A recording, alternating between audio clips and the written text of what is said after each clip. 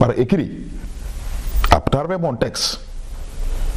Mais maintenant, aller jusqu'à dire que Moustapha Ba a été tué dans des conditions troubles, mais ça également, ça a jeté plus de l'huile sur le feu.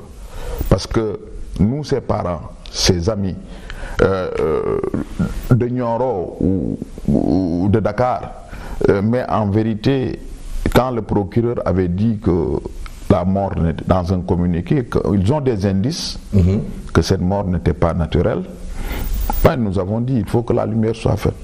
Et nous avions pensé, nous, jusqu'à ce que Sarré ne puisse prendre la parole, qu'on attendait peut-être la période du veuvage. Oui.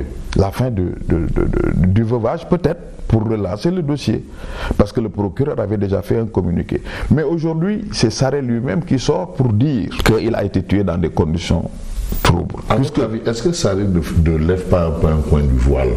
C'est pas ce que vous pensez par rapport à justement ce que le procureur avait dit, les doutes émis par le procureur? Oui, cela m'étonnerait, dans la mesure où s'il ne cherchait pas à ravaler ses propos, parce qu'après il a fait un texte, il a publié pour dire qu'on tente de manipuler ses propos. Alors que ce ne sont pas des écrits ni un audio, c'est une vidéo dans laquelle Sarré parle, il affirme, il n'y avait aucune nuance. Pourquoi maintenant, quand il y a eu tollé, quand les gens ont commencé à réagir, il revient pour poster, pour dire qu'on est en train de dénaturer ses propos. Il a dit, quand on manque d'arguments, on fabrique des polémiques. Justement, mais cette phrase-là, mais il faut la lui coller. Mais c'est lui qui crée toujours des polémiques et il n'amène jamais d'arguments. Voilà quelqu'un, un ministre porte-parole du gouvernement qui n'argumente jamais, mais qui ne dit en vérité que des bêtises. C'est ça la vérité. À chaque fois qu'il prend la parole, c'est pour dire des bêtises. Donc c'est lui qui manque d'arguments et je le renvoie à Confucius. Ah oui, c'est voilà quelqu'un, vous savez, on maquille toujours l'ignorance, l'incompétence par les polémiques. Absolument. Mais vous avez dit tantôt que le ministre des Finances, feu Moustapha Ba lui-même, tenait à réagir. Oui, il tenait à apporter sa réponse. Mais pourquoi il ne l'a pas fait? En tout cas, moi, je peux dire que quand on en a parlé, je lui ai dit, mais monsieur le ministre, vous n'avez pas été le seul de la période 2019 à 2023, mais ayez une réponse concertée, une réponse commune.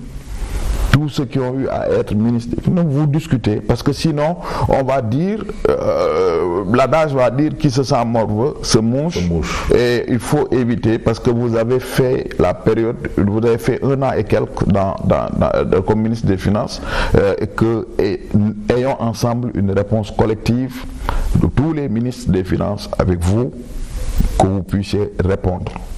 Mais quand vous faites une sortie solitaire, bon, les gens, et je l'ai convaincu, hein. Oui. Il est revenu, il m'a rappelé pour me dire, mes petits frères, tu as raison quelque part. Donc il tenait coûte que coûte à laver son honneur. Ah oui, il tenait à son honneur. Un bon petit-fils de Maba Diakhou, il tenait à son honneur. Moustapha, c'est un homme valeureux. Moustapha, c'est un homme compétent. Moustapha ne mérite pas de tels propos. Mais il faut aussi relever quand même un fait dans tout ce que vous soutenez, c'est que les mêmes personnes qui ont reconnu les compétences et la valeur de Moustapha en tant que ministre des Finances sont ces mêmes personnes qui soutiennent qu'il leur a confié que les chiffres ont été falsifiés. Mais Sarré n'était pas là-bas. Il y avait le ministre, le président de la République et le Premier ministre et comment dire, c'est Moustapha Ba. Donc les propos n'engagent que lui, Sarré. Oui, ses propos n'engagent que lui. Pourquoi mais vous savez, Moustapha avait mal. Il avait eu très mal, hein? Par rapport à cette fille. Oui, il l'a répété plusieurs fois. Il avait eu mal. Et on a échangé au téléphone sur cette question. Franchement, ça lui avait fait très mal. Ça, je peux vous le dire. Et nous osons croire aujourd'hui que le dossier sera cette mort sera clarifiée, puisque c'est le porte-parole du gouvernement qui dit qu'il a été tué. Oui. Sinon, nous contentions tout simplement de prier pour le repos de son âme. Mais malheureusement, et c'est juste à la fin de la période de voyage. Mais l'autre constat également, c'est qu'à chaque fois, on essaie d'ouvrir des contre-feux, comme je l'ai dit. Et pourquoi moi je ne crois pas aux propos de Sarré? Parce qu'il a voulu les ravaler après. Très sincèrement, j'y crois pas. Il a voulu les ravaler. Pourquoi il a voulu les ravaler? Pour vouloir nuancer, vouloir montrer que ce n'est pas ce qu'il a dit. Il suppose. Il n'a pas supposé, il a affirmé. Il a affirmé. Mais cette demande alors qu'il soit entendu par le procureur, moi, pourquoi faire? Moi, je pense que nous sommes tous des citoyens sénégalais. Le principe de l'égalité devant la loi. La justice doit être la même pour tout le monde. Fabrice. Il y a Adama Gaye qui avait affirmé cela. Et il disait même qu'il paraîtrait. Contrairement à Sarré qui affirme. Mais Adama Gaye a été entendu, inculpé et jugé. Il a été jugé, même si on l'a relâché. Mais Adama Gaye, et il est citoyen comme tout le monde. Maintenant, lui, Adama Gaye, c'est un citoyen ordinaire. Mais Sarré est le porte-parole du gouvernement. Je pense que la première chose, c'est que le procureur doit l'entendre.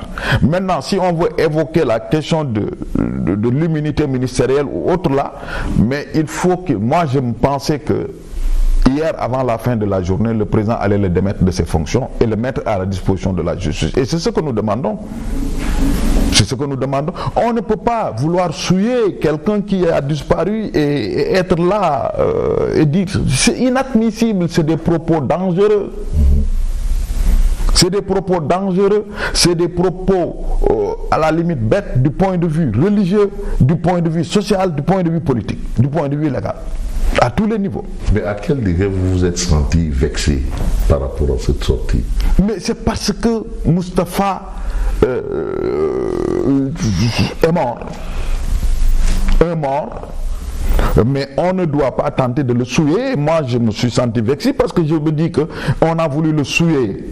Même si c'était un Sénégalais qui n'était pas mon grand frère, mon ami, mais j'allais avoir la même réaction, à plus forte raison que Moustapha, avec tout ce qu'il a fait pour ce pays, ne mérite pas d'être ces tentatives de souillure. On ne joue pas avec la mort de quelqu'un. On ne politise pas la mort de quelqu'un. Maintenant, si c'est pour un contre-feu, c'est pourquoi j'insiste, un contre-feu, parce que la loi qu'il faut réviser ou qu'il faut interpréter, cette loi d'amnistie, mais pose problème parce que tout le monde en parle. C'est-à-dire que tous les Sénégalais sont contre cette loi.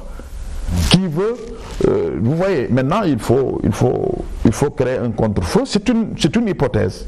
C'est une hypothèse. C'est pas une erreur de communication. Vous écartez cet état de fait, erreur de communication de la part du porte-parole du gouvernement.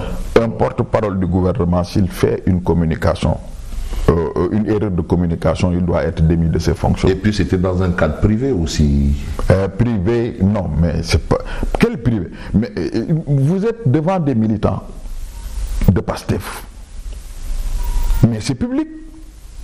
Mais le privé peut être public, hein. C'est-à-dire qu'un parti politique qui se réunit, c'est un parti politique qui se réunit dans sa permanence ou dans sa maison, mais les propos deviennent publics. Et Moustapha Sarré, on ne peut pas, moi c'est une histoire de dédoublement de la fonction, de la personne, etc. Moustapha Sarré, dès qu'il prend la parole, c'est parce que si les gens l'écoutent, c'est si aujourd'hui il y a un public qui l'écoute, c'est parce qu'il est le porte-parole du gouvernement. Et tous ont dit le porte-parole du gouvernement. On ne peut pas différencier le porte-parole du gouvernement d'autres. Maintenant, si c'est privé, c'est plus grave. Alors là, on n'a même pas besoin, si nous suivons la logique de certains, parce qu'Adama Gaye, quand il l'a fait, automatiquement, le procureur, si c'est privé, le procureur doit l'entendre. Et l'inculper pour qu'il apporte ses preuves. Et nous exigeons les preuves de Moustapha Sarré. Et vous attendez toujours le résultat de l'enquête du procureur? Bon, oui, le procureur, bon, s'il a fait un communiqué, je crois que c'était le 10 novembre, quelque chose comme ça. Il a fait un communiqué disant que les indices que nous avons, et vous voyez les avocats de la famille de Feu Yassine, de Feu Moustapha Bad, les avocats de Yassine, son épouse, ont fait un communiqué pour exiger qu'il soit entendu. Et nous tous, nous sommes pour qu'il soit entendu. Moustapha Sarré. Oui, que Moustapha Sarré soit entendu. Mais si tel n'est pas le cas, qu'est-ce qu'on peut bien? Mais ce sera un précédent dangereux. Fabrice, le rôle d'un État, le rôle des décideurs politiques, c'est de créer les conditions d'une cohésion sociale.